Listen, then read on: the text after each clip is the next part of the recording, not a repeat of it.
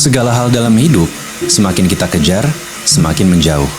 Semakin kita kontrol, semakin gak berdaya. Semakin kita berekspektasi, semakin kita tersakiti. Selama kita hidup, pasti kita pengen punya kontrol akan masa depan kita. Manusia adalah makhluk yang membutuhkan ketenangan dan kepastian. Ketika kita kehilangan kedua hal barusan ini, maka akan muncullah stres, cemas, gelisah, dan masih banyak emosi negatif lainnya yang bisa kita rasakan. Ingat apa yang terjadi pas COVID-19 baru pertama kali masuk ke Indonesia? Chaos. Gak cuma satu Indonesia, tapi seluruh dunia terguncang. Ketika apa yang menurut kita normal dan biasa, udah lagi gak normal dan gak biasa, kita jadi bingung untuk menerima keadaan baru, caranya gimana? Uniknya, apa yang menurut kita normal, itu belum tentu normal di pandangan orang lain. Cara berpikir subjektif inilah yang membuat manusia bisa menjadi bahagia dan bisa menjadi sengsara dalam waktu yang bersamaan. Bahagia ketika bisa menerima bahwa hal yang kita alami adalah hal yang positif, padahal bisa aja buruk untuk orang lain. Sengsara ketika kita merasa bahwa hal yang kita alami adalah hal yang negatif, padahal bisa aja baik untuk orang lain. Karena itu, kita harus aware sama paradoks-paradoks kehidupan yang terjadi selama kita hidup, supaya kita bisa memperbanyak kebahagiaan kita dan mempersedikit kesengsaraan yang kita alami. Dan di video kali ini, gue akan share 5 paradoks hidup yang kalau misalnya kita pelajari paradoks ini, kita akan bisa mengontrol kehidupan kita dan gak dikontrol oleh kehidupan kita. Dan favorit gue adalah yang terakhir. Orang-orang itu tuh banyak banget salah kaprah terhadap paradoks yang satu ini. Padahal kalau misalnya kita ngerti, pandangan kita terhadap kehidupan akan berubah drastis. Jadi make sure untuk nonton sampai akhir supaya lo gak ketipu juga sama paradoks yang terakhir ini. Kita mulai dari paradoks kehidupan yang pertama, yaitu control paradox. Semakin kita ingin mengontrol sesuatu, semakin kita kehilangan kontrol akan hal tersebut. Paradoks yang satu ini, itu adalah salah satu paradoks yang paling bikin kita sering menderita. Coba ingat-ingat, zaman pas kita sekolah, pengen dapat nilai bagus, belajar sekeras-kerasnya, pas nilai keluar, jelek, kita menderita. Kenyataannya di dunia ini, nggak ada hal yang kita bisa kontrol. Kita beli payung karena langit mendung. Bisa aja pas keluar ruangan, siap-siap buka payung, tiba-tiba langit cerah total. Gak ada yang tahu kan kalau misal ini akan terjadi? Segala hal dalam hidup itu berproses layaknya langit yang tadinya mendung dan tiba-tiba gak hujan kayak barusan. Bukan berarti kita gak boleh mengupayakan hal yang terbaik dalam hidup, tapi kita harus paham yang namanya dikotomi kendali. Ada hal yang kita bisa kendalikan dan ada hal yang kita gak bisa kendalikan. Atau mungkin bahasa lainnya, ada hal yang kita bisa kontrol dan ada hal yang gak bisa kita kontrol. Buat hal yang kita bisa kontrol, tentu harus kita perjuangkan. Buat hal yang kita nggak bisa kontrol, ada baiknya kalau kita relakan atau lepaskan. Mengontrol hal yang kita bisa kontrol, itu namanya bertanggung jawab. Tapi, mengontrol hal yang nggak bisa kontrol, itu namanya maksa. Kalau kita mencoba untuk kebanyakan mengontrol hal yang kita nggak bisa kontrol, ini adalah sumber penderitaan terbesar dalam kehidupan kita. Intinya, kontrollah hal yang kita bisa kontrol dan lepaskanlah hal yang kita nggak bisa kontrol. Karena terkadang kebahagiaan itu bisa datang bukan karena kita memiliki sesuatu, tapi karena kita bisa melepaskan sesuatu. Let it go, and I rise like the break of the... Kita lanjut ke paradoks kehidupan nomor 2, yaitu knowledge paradox. Semakin kita belajar sesuatu, semakin kita nggak ngerti hal tersebut. Atau, semakin kita pinter, semakin kita bodoh. Ini adalah salah satu bias kognitif yang kita alami selama kita hidup. Secara ilmiah, kita bisa menyebut paradoks ini sebagai yang namanya imposter syndrome. Dan mungkin lo nggak asing dengan term yang satu ini, karena emang udah banyak dipakai sama orang di luar sana. Tapi kita akan mengambil approach filosofis dan approach scientific di video kali ini. Selain imposter syndrome, kita harus ngebahas yang namanya Dunning-Kruger effect juga. Karena kedua fenomena ini itu berjalan bersamaan. Ada dua aspek yang kita harus perhatikan ketika kita membahas Dunning-Kruger effect sama imposter syndrome. Yaitu, kedua aspek ini berhubungan sama persepsi kita. Yang pertama adalah seberapa jago kita sih. Yang kedua adalah seberapa jago kita kira kita jago. Jadi yang satu adalah realita dan yang satu adalah persepsi. Imposter syndrome itu tuh terjadi kalau misalnya kita sebenarnya jago, tapi persepsi kita itu ngerasa kalau kita nggak jago. Jadi ada perception gap di sini. Sedangkan Dunning-Kruger effect itu adalah sebaliknya, di mana kita ngerasa kita jago, tapi sebenarnya kita tuh nggak jago sama sekali. Jadi ada ability gap di sini. Yang mana yang lebih bagus atau yang mana yang lebih mending? Keduanya punya plus minusnya masing-masing. Nah, sekarang kita akan cari tahu spektrum lengkap dari kedua sindrom ini sebenarnya bagaimana. Fase pertama adalah enthusiasm. Ketika baru pertama kali belajar, layaknya apapun yang baru, pasti kita akan sangat antusias. Karena hal yang kita pelajari baru sedikit. Kita jadi merasa bahwa kita tuh tahu segalanya. Gampangnya kita jadi ngerasa sok jago. Padahal kita tuh masih jauh banget dari jago. Dan ini adalah yang kita sebut sebagai Dunning-Kruger effect. Fase kedua adalah despair. Semakin kita mendalami ilmu tersebut, kita jadi semakin sadar bahwa pengetahuan kita itu tuh masih cetek banget. Masih ada banyak orang yang lebih jago, dan perjalanan kita itu masih panjang. Kita jadi putus asa. Ini adalah yang kita sebut sebagai imposter syndrome. Fase ketiga adalah enlightenment. Kalau kita nggak berhenti dan tetap terus melangkah, kita akan ketemu titik terang di mana kita akan berhasil memahami dan menguasai ilmu tersebut. Dan yang terakhir, fase keempat yaitu sustainability. Semakin lama kita belajar, kita akan semakin paham dan semakin paham.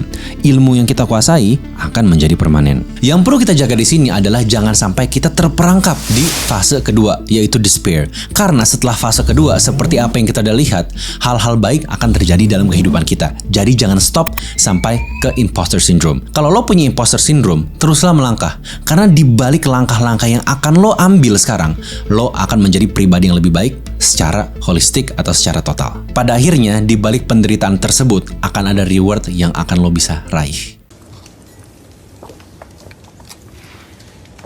It's like a reward. Kita lanjut ke paradoks kehidupan yang ketiga, yaitu success and happiness paradox. Kita nggak akan bahagia ketika sampai tujuan, tapi kita akan bahagia kalau menikmati prosesnya.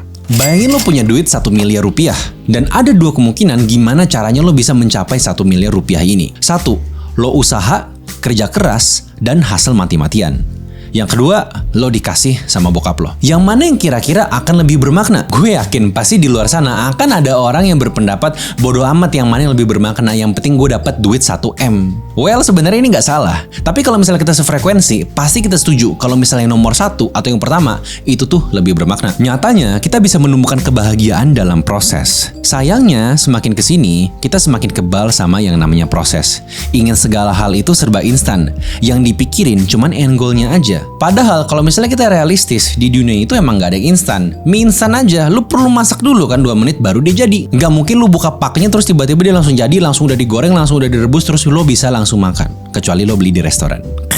Tapi sebenarnya sifat instant gratification ini atau ingin segala hal itu serba instan, itu tuh udah kayak tertanam di DNA kita di era sekarang ini. Apa-apa harus instan. Sukses itu harus sebelum umur 25 tahun. Punya 100 juta sama rumah harus sebelum umur 30 tahun. I mean, sebenarnya nggak ada yang salah dari ini. Karena kalau misalnya kita bisa ambil sisi positifnya, akan bagus banget.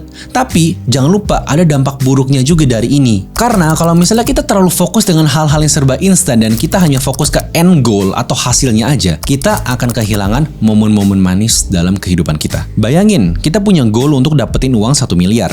Kita kerja keras sampai mampus setiap hari. Kita rela ngelakuin apapun untuk mendapatkan 1 miliar tersebut. Setelah 10 tahun, kita berhasil mendapatkan 1 miliar itu. Bahagia nggak? Bisa aja bahagia. Tapi coba kita pikirin deh. Kalau kita hanya memprioritaskan hasil dibandingkan proses, yes, kita dapat 1 miliar. Tapi kita kehilangan 10 tahun. Let that sink in. Sedangkan kalau kita bisa belajar untuk menikmati proses, kita bisa dapat 1 miliar sekaligus kenangan selama 10 tahun.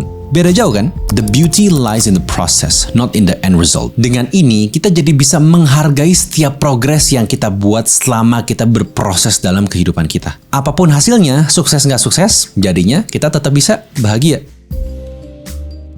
Kita lanjut ke paradoks kehidupan yang nomor 4, yaitu friendship and social paradox. Kalau kita temenan sama semua orang, itu berarti kita nggak punya teman. Coba dengerin lagi. Kalau kita temenan sama semua orang, itu berarti kita nggak punya teman. Ngena banget nggak yang satu ini? Ini relate banget juga sama pemikiran dan realita bahwa semakin kita tua, lingkungan pertemanan kita akan semakin sedikit. Seluruh manusia dalam bumi itu unik. Masing-masing dari kita itu punya ciri khasnya masing-masing. Tugas kita dalam hidup adalah untuk menemukan tribe kita atau orang-orang yang sefrekuensi sama kita. Ketika kita ketemu orang-orang tersebut, kita akan merasa tenang, damai, dan bebas stres. Kalau yang kita rasakan adalah sebaliknya, justru mereka adalah vampir energi yang menyedot nyawa kita sedikit demi sedikit setiap hari. Kalau kita berteman sama semua orang, ini berarti kita harus menyesuaikan dan menyamakan frekuensi kita dengan semua orang. Dimana setiap tribe atau komunitas atau setiap orang itu pasti punya frekuensi yang berbeda-beda. Jadi kita harus make up frekuensi kita untuk bisa sama dengan frekuensi orang lain. Yang sebenarnya mungkin frekuensi dia itu tuh nggak sefrekuensi sama frekuensi kita. Get what I mean? Yang menjadi masalah adalah ketika kita mencoba untuk menyamakan frekuensi dengan orang-orang yang sebenarnya nggak sefrekuensi sama kita. Kitanya jadi nggak bahagia dan kita justru akan kehilangan frekuensi asli kita. Makanya inti dari semua ini adalah kalau misalnya dalam konteks ini, kita harus jadi orang yang banyak mau dan milih-milih banget ketika kita lagi berteman. Supaya energi kita nggak habis dan kita bisa mengelilingi diri kita dengan orang-orang yang sefrekuensi dan support kita.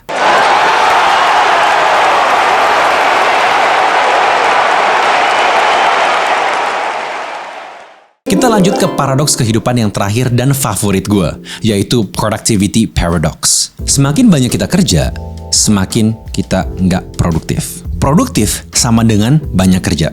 Setuju?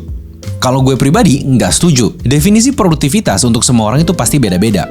Buat gue, produktif itu bisa menyelesaikan banyak hal dalam waktu yang singkat. Leverage. Leverage adalah sinonim dan makna sesungguhnya dari produktivitas menurut gue. Karena kalau kita mengaitkan produktivitas dengan berapa banyak jam, energi, dan fokus yang kita tukarkan untuk membuahkan sebuah hasil, ini namanya bukan produktif, tapi menyengsarakan diri sendiri. Kita jadi kehilangan kebebasan untuk menikmati hidup. Kalau kata Greg McKeown, burnout is not a badge of honor. Jangan bangga kalau misalnya kita burnout, karena ini cuma jadi tanda kalau misalnya sebenarnya kita itu tuh nggak bisa manage energi kita, waktu kita, dan fokus kita secara bersamaan. Makanya kita burnout. Kalau nih lo bisa menyelesaikan kerjaan 24 jam hanya dalam 3 jam, itu baru lo bangga karena lo jago. Penasaran gimana caranya? Lo bisa cek Flowzone Blueprint. Asik, masuk ya promosinya ya. Realitanya secara ilmiah, manusia hanya bisa produktif mentok itu hanya 4 jam setiap harinya. Ini pun kalau fokus total. Tapi kalau yang namanya warga Konoha, pasti kerjanya itu ikutin formula 5-55. 5 menit kerja, 50 menit istirahat, 5 menit ngumpulin niat kerja lagi. Iya apa iya? Intinya, setiap hari kita hanya punya waktu yang limited untuk fokus. Kalau misalnya kita paksain kerja lebih dari 4 jam kita, itu berarti setelah 4 jam tersebut, effort yang kita gunakan untuk fokus itu tuh nggak akan total, dan hasilnya atau outputnya itu juga nggak akan optimal. Kenapa ini semua bisa terjadi? Ya karena otak kita udah capek bro. Otak kita kalau misalnya diperas terus menerus ya juga capek dia. Lo aja capek apalagi otak lo. Jadinya tugas kita adalah untuk bisa menyelesaikan pekerjaan kita yang banyak dalam waktu yang sesingkat mungkin. Nah sekarang poin pentingnya, kalau misalnya lo pengen jadi orang yang lebih produktif supaya waktu, energi, dan fokus yang lo gunakan itu tuh bisa optimal dan lo bisa menghasilkan lebih banyak dalam waktu yang sedikit, entah itu dalam output atau mungkin dalam cuan atau mungkin dalam hal-hal interpretasi lain yang lo bisa terapkan ke kehidupan lo sendiri. Gue ingin ingetin lo supaya lo nggak lupa untuk subscribe ke channel ini, karena di channel ini kita akan ngebahas segala hal seputar high value skill, dimana high value skill ini akan membuat kita jadi pribadi yang lebih baik, jadi lebih produktif, dan akan bisa menghasilkan nggak cuma dalam segi output, tapi dari segi cuan juga, income juga, dan wealth juga, supaya kehidupan kita akan jadi lebih bahagia. So if you're interested, jangan lupa untuk subscribe dan komen kalau misalnya lo punya topik pembahasan yang lo ingin gue bahas di video selanjutnya. I'll see you in the next one, and let's get it!